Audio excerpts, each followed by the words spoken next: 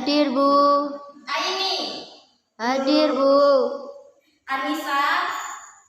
Tuh, masuk semua ya anak-anak. Ya. Di pagi yang cerah ini marilah kita memulai pembelajaran dengan bernyanyi. Bernyanyi di sini senang, di sana senang, tapi diganti Al-Quran. Di sini Al-Quran, di sana Al-Quran, di mana-mana ada Al-Quran. Oh ya. 1, 2, 3. Di sini Al-Quran, di sana Al-Quran, di mana-mana ada Al-Quran. Di sini Baca, di kamar baca, di mana-mana baca Al-Quran.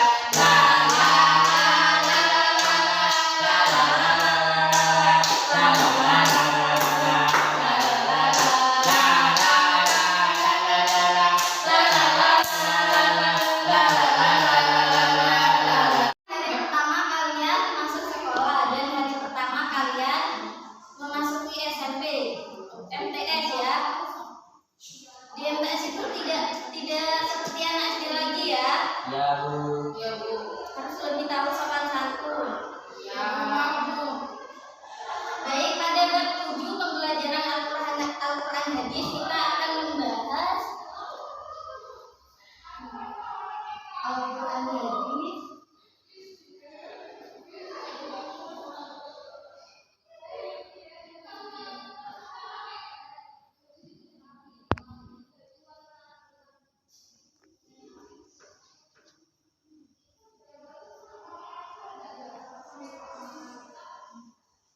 Pertama-tama siapa yang tahu apa sih Al-Quran itu? Sewu. Ya, coba Mas. Al-Quran adalah sebagai pedoman hidup. Al-Quran berasal dari kata qoro'a yang berarti Quran yang artinya bacaan. Quran adalah wahyu Allah yang diturunkan kepada Nabi Muhammad secara beransur-ansur melalui malaikat Jibril dan yang membacanya bernilai ibadah. Dalil tentang Al-Quran yaitu terdapat pada surat Al-Baqarah ayat 2.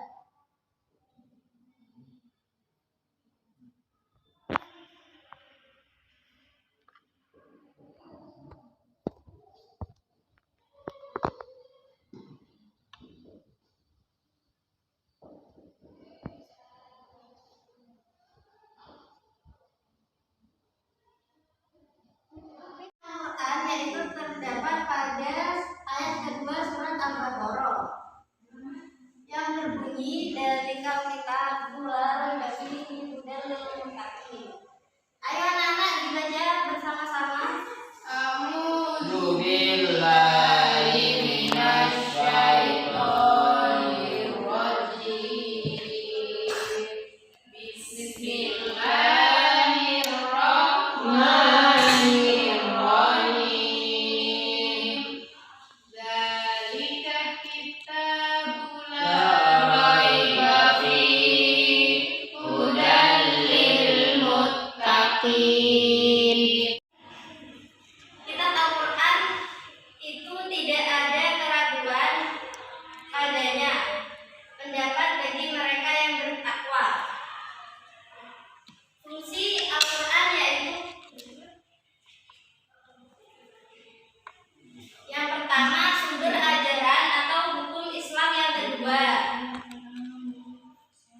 Jadi Al-Quran itu sebagai pedoman atau petunjuk seperti halnya ketika kita ingin bertamasya kita harus tahu petunjuk jalannya agar tidak tersesat.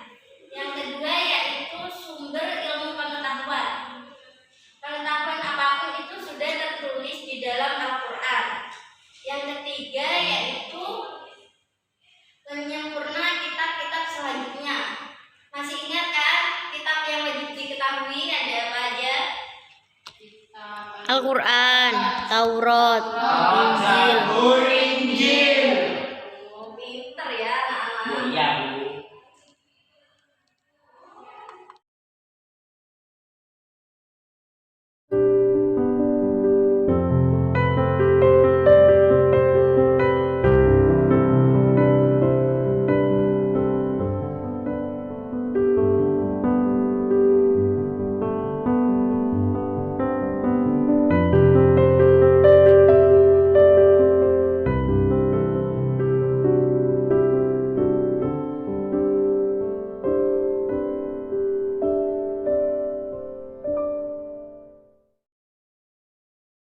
بسم الله الرحمن الرحيم الحمد لله رب العالمين الرحمن الرحيم مالك يوم الدين إياك نعبد وإياك نستعين اهدنا الصراط المستقيم صراط الذين أنعمت عليهم غير المغضوب عليهم ولا الضالين.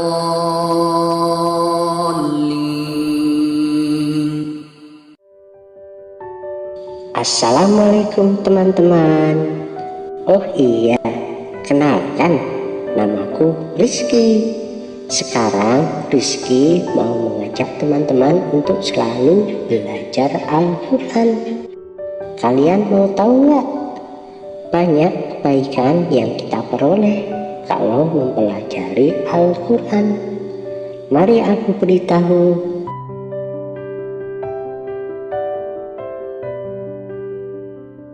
Pertama, membaca Al-Quran itu sangat besar pahalanya dan kebaikannya.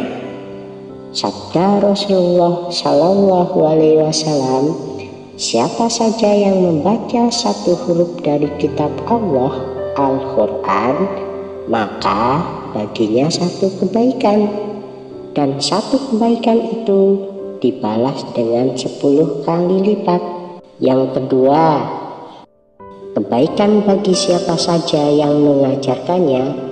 Rasul Shallallahu Alaihi Wasallam bersabda, sebaik-baik kalian adalah siapa yang mempelajari Al-Quran dan mengajarkannya. Yang ketiga, kelak di akhirat Al-Quran akan memberi syafaat atau pertolongan siapa saja yang mempelajarinya. Sabda Nabi, bacalah Al-Quran karena ia akan datang pada hari kiamat sebagai pemberi syafaat kepada para ahlinya.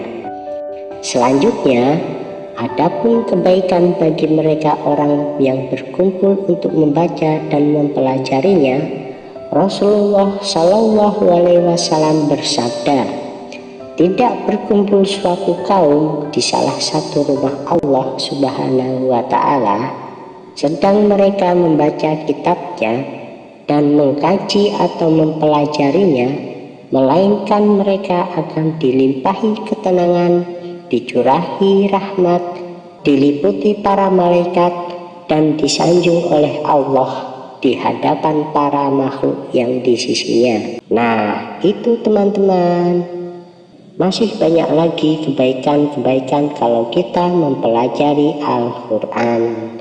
Ayo kita belajar Al-Quran.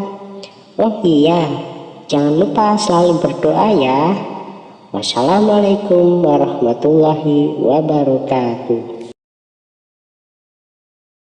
Semoga kalian semua sehat-sehat, selalu dalam lindungan dan berkah Allah. Hadis berasal dari kata hadasa yang artinya perkataan.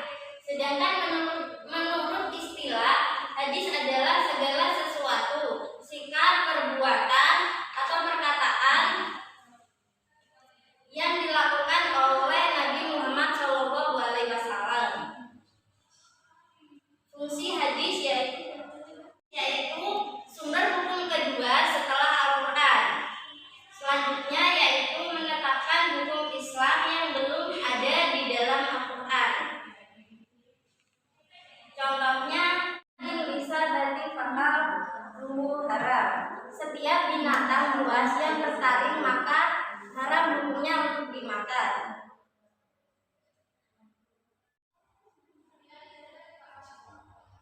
Fungsi hadis yang selanjutnya yaitu memperkuat ayat Al-Quran yang masih bersifat global. Contohnya tentang sholat. Di Al-Quran itu dijelaskan dengan sangat dasar, sedangkan di hadis itu dijelaskan tentang tata caranya, yang membatalkan, dan sunah-sunahnya. Selanjutnya yaitu memperkuat ayat yang sudah ada di dalam Al-Quran. tentang puasa. Di Al-Quran sudah dijelaskan, tetapi di hadis lebih diperinci lagi. Cara memfungsikan Al-Quran dalam kehidupan sehari-hari. Siapa yang tahu cara memfungsikannya bagaimana? Fungsi Al-Quran dalam kehidupan sehari-hari itu banyak sekali Bu. Contohnya, saat kita ingin melakukan sesuatu yang tidak ada dasarnya, saat kita ragu, kita itu harus berpatokan kepada Al-Quran dalam hadis. Ya, selanjutnya yaitu contoh yang lain yaitu mengikuti pengajian. Di dalam pengajian itu pasti menerapkan bacaan Al-Quran dan hadis. Selanjutnya yaitu mempelajari dan memahami isi kandungan dalam Al-Quran dan hadis. Selalu membaca Al-Quran baik setelah atau sebelum sholat. Stabil ya anak-anak. Bu.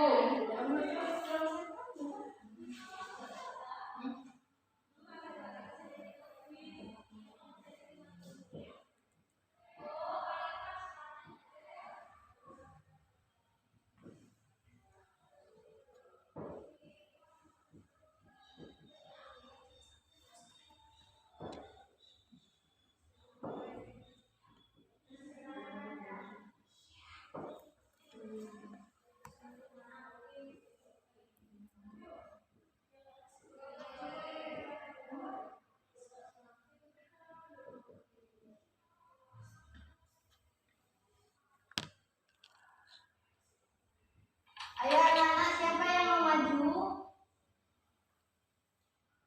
Peserta saya Bu.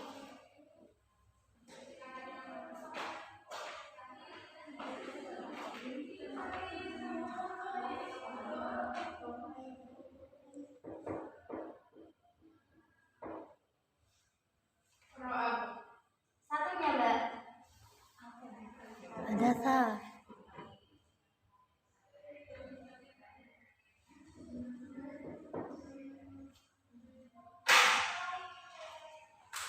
Yang nomor 2. Ayo Mas.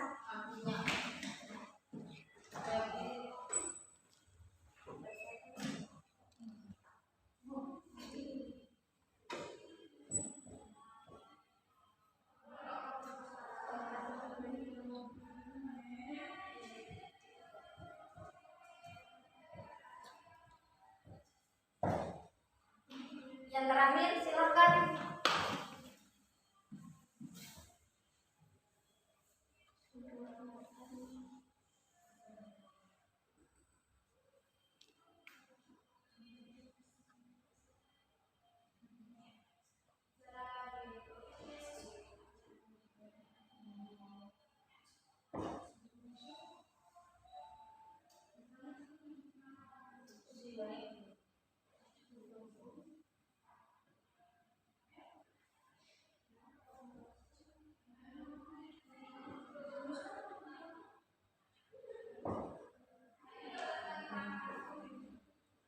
Mari kita cocokkan. Asal kata Al-Quran yaitu qoro'a yaqra'u Quran, sedangkan yang kitab kataba. Benar, Liza. Yang kedua artinya Al-Quran artinya bacaan, sedangkan yang kitab perkataan. Fungsi Al-Quran yaitu sumber hukum pertama dan kitab sumber hukum kedua. Siapa yang bisa menyimpulkan apa sih Al-Quran dan hadis itu? Adalah wahyu Allah yang diturunkan kepada Nabi Muhammad melalui malaikat Jibril secara berangsur-angsur. Ya, Al-Quran adalah kitab suci yang diturunkan kepada Nabi Muhammad melalui malaikat Jibril secara berangsur-angsur, yang berisi firman Allah yang berawal dari surat Al-Fatihah dan berakhir dengan surat An-Nas, dan penyempurna kitab-kitab sebelumnya yaitu kitab Taurat, Injil, dan Zabur. Sedangkan hadis adalah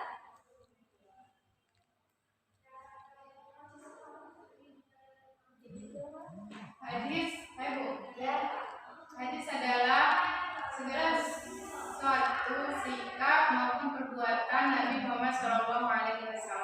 Ya, benar Mbak Liza. Hadis adalah suatu perbuatan, sikap yang dilakukan oleh Nabi Muhammad Sallallahu Alaihi Wasallam. Sebelum kita tutup pembelajaran hari ini, supaya tidak ngantuk, ayo nyanyi, Mbak. Nyanyi. Masih ingat kan lagu yang tadi? Ingat. Yuk, 1, 2, 3. Di